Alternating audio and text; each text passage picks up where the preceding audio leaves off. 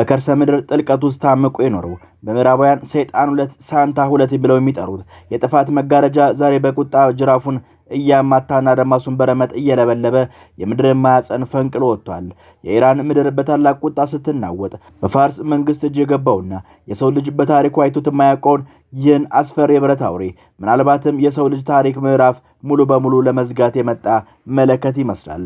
ሳርማት የተሰኘውና በሩሲያ ሳይንቲስቶች የጦር ላቦራቶሪዎች ውስጥ የተወለደው ይህ የሲኦል ቁራጭ የምድርን የኃይል ሚዛን ክፉኛ በማናጋት በቴሄራን እጅ መግባቱና በይፋ ስራ ላይ መዋሉ በመካከለኛው ምስራቅ ላይ ሊቀለበስ የማይችል ታላቅ ድንጋጤን ፈጥሯል።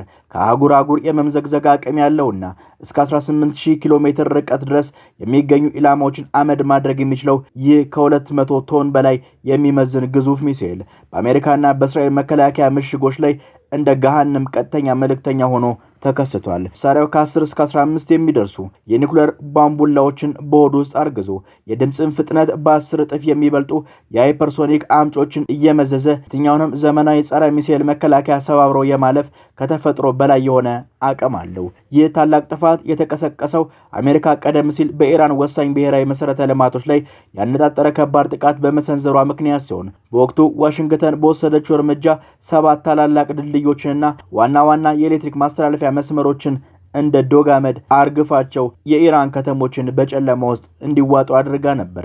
ይሁን እንጂ ቴሄራን ለዚህ ምላሽ ይሆን ዘንድ ርኅራኄ በፍጹም የማያውቀውን የሳርማት የሞት ነጎድጓድ በአረብ ሀገራት ላይ የሚገኙ የአሜሪካ የጦር ሰፈሮችና ስልታዊ ይዞታዎች ላይ ስታወርድ አድራለች። ሚሳኤሎቹ ከሩቅ ሰማይ ላይ ወደ ህዋ ተተኩሰው ወደ ምድረ ገጽ ሲምዘገዘጉ በኳታር፣ በኩዌት፣ በባህሬን የሚገኙ የአሜሪካ የጦር ምሽጎችን የደረሰባቸው ፍንዳታ ብርሃን ተከትሎ አካባቢው ድቅድቅ የሌሊት ጨለማ ገፎ እኩለ ቀን እስኪመለስ ድረስ በእሳት ማዕበል ነዶ አድሯል። ሰማያዊ የሰማይ መጋረጃ በእሳት ነበልባል ተቀዶ ልክ እንደረገፉ እሳታማ ከዋክብት ከከፍታ ላይ እየተምዘገዘጉ የወረዱ እነዚህ ሚሳኤሎች የደረሱበት ስፍራ ሁሉ ወደ አመድነትና ወደ ፍርስራሽነት ቀይረውታል። ፍንዳታው የፈጠረው የመሬት መንቀጥቀጥ ያህል የሚሰማው አስፈሪ ድምጽና ግዙፉ የሙቀት ኃይል የአሜሪካ ጦር የገነባቸውን የኮንክሪት ምሽጎችና የብረት መከላከያ ጋሻዎች ልክ እንደ ሰም በማቅለጥ ወደ ትቢያ ክምርነት ለውጧቸዋል። አጠቃላይ አየሩ በጋለ ብረትና በጥቁር ጭስ ተሸፍኖ የምድርን ቆዳ በረመጥ እያቃጠለ የሚገኝ ሲሆን ይህ በምድር ማህፀን ውስጥ የሚብረከረኩ እሳታማ ዘንዶችን ቀስቅሶ የወጣው መሳሪያ የሰው ልጅ በምድር ላይ ለመኖር ያለውን ተስፋ ሙሉ በሙሉ በማምከን የጦርነቱን እጅግ አስፈሪና አስገራሚ ግርማ ለዓለም ያሳየ ይገኛል። በኩለ ሌሊት የቴሄራን ሰማይ በባሩድ ፍንዳታ ብርሃን ሲቀላና የምድር ጠርዝ በከባድ ጦር መሳሪያዎች ድምጽ ሲንቀጠቀጥ የአሜሪካ ጦር በኢራን ላይ የሰነዘረው 6ኛው ሌሊት የዘለቀ የአየር ጥቃት ከፍተኛ ሁኔታን ፋፍመዋል። ይህን ተከትሎ የቴሄራን ገዢዎች በባህረ ሰላጤውና በዙሪያው ባሉ ሀገራት ላይ የሚገኙ የአሜሪካ ወታደራዊ ይዞታዎችና ኢላማዎችን ያደረገ በቀጠናው ያናወጠ የበቀል እሳት ለኩሰዋል። የኢራን ሚሳኤሎችና አውዳሚ ድሮኖች ሰማዩን ቀደው ሲተሙ ባህሬን፣ ኢራቅ፣ ኩዌት፣ ኦማን፣ ኳታር፣ ዮርዳኖስና ሶሪያ ያጋረጠውን ጥቃት መመከት የራሳቸው የመከላከያ እርምጃ ለመውሰድ ተገደዱ። አሜሪካ በበኩሏ በደቡባዊ ኢራን የሚገኙ የኮሙኒኬሽን አውታሮች፣ የባቡር መስመሮችና የሆርሙዝጋን ግዛት የሚገኘውን ወሳኝ የባንደር ኢካሚል ድልድይ ጨምሮ በርካታ ሲቪል መሰረተ ልማቶች ላይ ያወሰደ ሲሆን በዚሁ ጥቃት ቢያንስ 7 ንጹሃን ዜጎች ሕይወታቸውን አጥተዋል።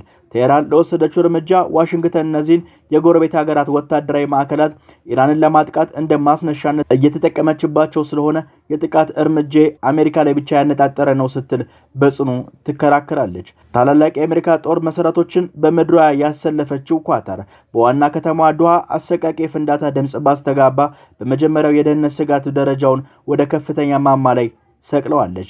ነዋሪዎቿም በሞባይል ስልኮቻቸው በሚላኩ አስደንጋጭ የማስጠንቀቂያ መልእክቶች በሚጮሁ ሳይረኖች መሃል ሌሊቱን በፍርሃት አሳልፈዋል። ምንም እንኳን በኋላ ላይ ስጋቱ ተወግደው ሁኔታው ወደ ቀድሞ ሰላማዊ እንቅስቃሴው ቢመለስም ከሰማይ በረገፉ የሚሳኤል ስብርባሪዎች የቆሰለ አንድ ሕፃን በኳታር ሕክምና እርዳታ እየተደረገለት ይገኛል።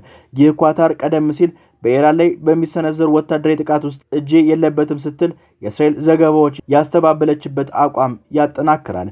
በሌላ በኩል የእስራኤል ሰፋሪዎችን በተያዘችው የምዕራብ ባንክ ሲንጂል ከተማ ላይ ጥቃት በሰነዘሩበት በዚሁ ውጥረት ወቅት የኢራን ታስኒም ዜና ወኪል እንደዘገበው ሳኪር አየር ማረፊያ የሚገኙ የአሜሪካ ሄሊኮፕተሮችና የስለላ አውሮፕላኖች በሩቅ ቁጥጥር ስር መጥቷል።